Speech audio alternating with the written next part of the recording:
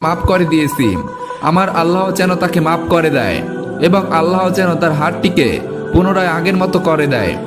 এরপর বিশ্বনবী আল্লাহর নির্দেশে মুখের থুতু মোবারক লাগিয়ে হাতটি জোড়া লাগিয়ে দিল।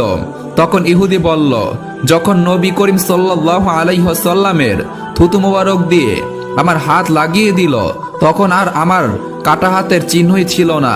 তখন ইহুদি বলতে লাগলো, হে নবী, ইয়া রাসূলুল্লাহ, আপনি আমার যেই কাটা হাতটি থুতু মোবারক লাগিয়ে জোড়া লাগিয়ে দিয়েছেন সেই হাতটি ধরে আমাকে কালেমা পড়িয়ে মুসলিম বানিয়ে দিন। এরপর বিশ্বনবী সেই ইহুদি ব্যক্তিকে কালেমা পড়িয়ে মুসলমান বানিয়ে দিলেন।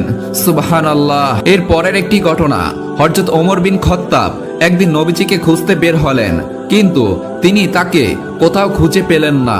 অবশেষে তিনি হাজির হয়ে গেলেন বিশ্বনবীর বাড়িতে। তখন বিশ্বনবী ওমরকে নিজের হাতে নিজের কাছে বসতে দিলেন। রাসূলের গায়ে তখন একটিমাত্র চাদর, আর ঘরে ছিল একটিমাত্র খাট, একটি বালিশ। খাটে কোনো বিছানাপত্র নেই, তাও আবার খেজুরের পাতার তৈরি। এর এক কোণে রয়েছে একটি পাত্র, পাত্রের সামান্য একটি আটা। এই এক কোণে রয়েছে একটি পশুর চামড়ার তৈরি পানির পাত্র। বিশ্বনবীর বাড়িতে ওমর এসেছেন এই প্রথমবার। তিনি ঘরের এদিকে ওদিকে তাকালেন, কিন্তু অতিরিক্ত আর কিছুই দেখতে পেলেন না। রাসূলের ঘরে এত সামান্য জিনিস দেখে তিনি অবাক হয়ে গেলেন। ওমর বিন খাত্তাব মনে তখন নানা প্রশ্ন, তার ঘরে এত সামান্য জিনিস কেন? কেন তিনি এত কষ্ট করবেন? কিসের এত অভাব তার?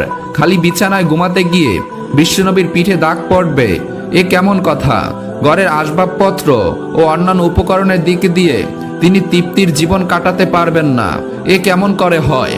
ওমর বিন খাত্তাব আর ভাবতে পারলেন না। বিশ্বনবীর দুঃখ কষ্টের কথা ভেবে তার মন ভারী হয়ে